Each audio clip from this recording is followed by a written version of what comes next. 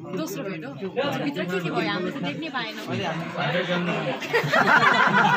वहाँ पे गाउनु हो म झुमे रमाए अब नगाइकन सुखै भएन एक दुईवटा टुक्का यसो रमेश प्रसाईजी जस्तो त गाउने कला छैन ममा अब राजुजी आफैमा नेपाली लोक सङ्गीतको एक महान हस्ती हुनुहुन्छ अब चाबीजीको पनि चाबी कटचुका फटफटाइहालौँ उहाँले पनि यहाँ छेडखानी गर्नुभयो यो दोहोरी भने के हुँदो रहेछ भने यताबाट बाँड छोड्ने उताबाट शब्दको क्षेपास्त्र प्रहार गर्ने बिचमा म बबुको ठहरै हुन थालेँ नाच्न नआउनेलाई आँगन टेढो हुन्छ गला पनि छैन सङ्गीत तज्ञ तानसेनको सङ्गीतले झरी पर्छ भन्थे अब म त त्यस्तो निरस मान्छे यसो भनेर यसो तालीसाली ठटाउने काम गरियो मलाई व्यङ्ग्य बाँड खुब बस्नुभयो रमाइलो पनि भयो र मैले पनि यसो बब मार्ली र चार्लीको प्रसङ्ग जोड्दै उहाँहरूको प्रसङ्ग जोड्दै अनि त्यसपछि धन्यवाद दिँदै मैले पनि दुई टुक्का यसो असफल प्रयत्न गरेँ कस्तो गाउनु भएको छ भन्नु यो इन्टरभ्यू भन्न मिल्छ मैले आफ्नै प्रशंसा गर्नु यताबाट शब्द के शब्द गाउनु भएको छ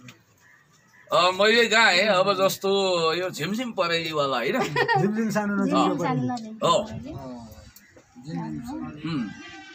मैले के भने जस्तो एउटा टुक्का सुनाइदिन्छु फेरि नहाँस्नु होला टोल भन्दा या त खतरै खतरा छ किन ढिङ्गा बस्यो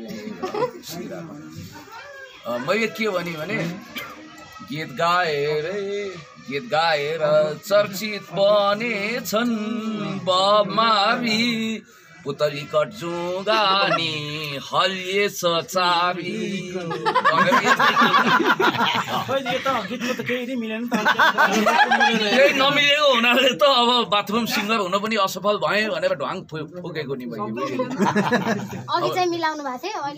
जे होस् अब यो प्रतीक्षा गर्नु पर्दा मैले यहाँ सबै भनी भने फेरि भिडियो फ्लप होला ल अब बरु राजुजीलाई कस्तो लाग्यो उहाँको प्रतिक्रिया दिँदा बेटर हो एकदम राम्रो त्यसैमाथि मिना बहिनी भाइ उहाँहरूको यो प्रयासमा हामी सहभागी दिएको हामी जसले पनि सँगसँगै छौँ उसलाई गाउँघरमा पर्व लाउने क्रममा आज डाक्टर पुन्ने सरसँग यसरी भेटेँ होला भनेर मैले सोचेको पनि थिएँ पछि आएर थाहा भयो साथै सरजना आफैमा दोहोरी गायक हुनुहुँदैछ मलाई थाहा थिएन आज उहाँको यो गायन यात्रा निरन्तर बढ्छ अगाडि शुभकामना र आजबाट यो पनि घोषणा गर्न मन लाग्यो कि गीत सूची थाहा हुन्छ होइन पुण्य सर लोक तथा दोहोरी गायक पनि बल्ल पर निर्माय माधुरी एकदम खुसी छु आज सधैँभरि उहाँले कलाकारलाई गर्ने सम्मान एउटा आदर उनीहरूको मैले हेरिरहेको हुन्छु अनि हामीले गर्ने आदर पनि त्यत्तिकै छ उहाँलाई जस उहाँको आगामी दिनहरू एकदम सफलतापूर्वक बितोस्। राजु सरलाई पनि म धेरै धेरै धन्यवाद र शुभकामना दिन चाहन्छु। अब गीत सङ्गीतको हिसाबले मैले उहिलेदेखि राजु परियारजीको रेडियो नेपाल लगायतका अरू माध्यममा पनि सुनेको देखेको अनि रोदी घरतिर पनि यत्र तत्र सर्वत्र व्याप्त हुनुभएको यस्तो लाग्थ्यो कि उहाँ त मभन्दा धेरै सिनियर हुनुहुन्छ एजमा पनि। अब एज त यहाँ बताउन नमिल्ला, एक विश्वस्त सूत्रका अनुसार होइन उहाँकै अनुसार मभन्दा उहाँ भाइ हुनुहुँदो रहेछ। त्यसकारण म अब उहाँले दाइ भनिरहनु भएको थियो, मैले त्यो सौभाग्य पनि प्राप्त गरेँ। 2-4 भोटो बढी फटाएको तर अनुभवमा हजारौँ गीतहरू गाएर उहाँले नेपालको लोक सङ्गीतलाई अमर बनाइदिनु भयो, धनी बनाइदिनु भयो। र उहाँको लोक सङ्गीतको आफ्नै कुबेरको ढुकुटी छ, त्यहाँ खजाना रित्तिँदैन। यो भाका पनि उहाँकै रहेछ, झिमझिम सानो होइन स्वर जे होस् अब मलाई थाहै हुँदैन। त्यसकारण अब उहाँको चाहिँ उहाँ पनि बडो कलात्मक ढङ्गले गाउनु हुँदो रहेछ, अधिकारी चेली हुनुहुँदो रहेछ।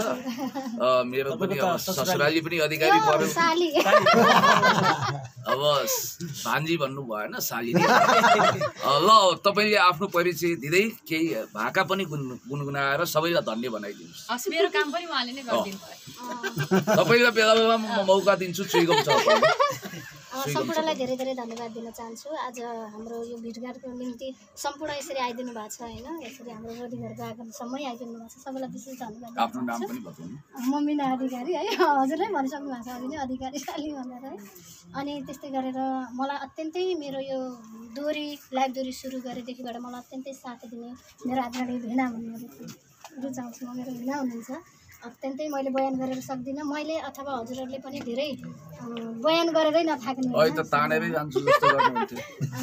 राजप्रिया मेरो भिन्न चाहिँ हुनुहुन्छ, उहाँलाई त्यो सम्मान व्यक्त गर्न चाहन्छु। त्यस्तै गरेर हाम्रो यो कार्यक्रममा यस्तो सहज तरिकाले होइन यस्तो माया गरेर आज हाम्रो पुण्य गौतम डाक्टर पुण्य गौतमजीको आगमन भएको छ, उहाँलाई नै हृदयदेखि नै धन्यवाद दिन चाहन्छु। त्यस्तै गरेर हाम्रो चार्ली धेरै अप्ठ्यारो छ उहाँको नाम, मान्छे पनि अप्ठ्यारै हो। चार्लीजी हुनुहुन्छ होइन, दोहोरी गाउन झन् पर्खर हुनुहुँदो रहेछ होइन, अहिले थाहा भयो। तपाईँलाई नि आछु आछु हो पार्दिनु नि, भोलिको दिनमा सँगै गाउन पाइयोस्, एउटै स्टेजमा बस्न पाइयोस् होइन। धेरै धेरै धन्यवाद दिन चाहन्छु। र उहाँसँग एकदम रहर थियो कि कस्तो दोहोरी गाउनुहुन्छ होला, के गर्नुहुन्छ होला भन्ने लाग्थ्यो नि मिडियामा देख्दाखेरि, तर आज पुरा भएको छ। 2 शब्द भए नि गाउने अवसर पाएकी छु। धेरै धेरै धन्यवाद दिन चाहन्छु। म पनि आभारी छु तपाईँहरूको सुनेर। हजुर ओके जस्तो हुन्छ सर पनि गरिदिनु।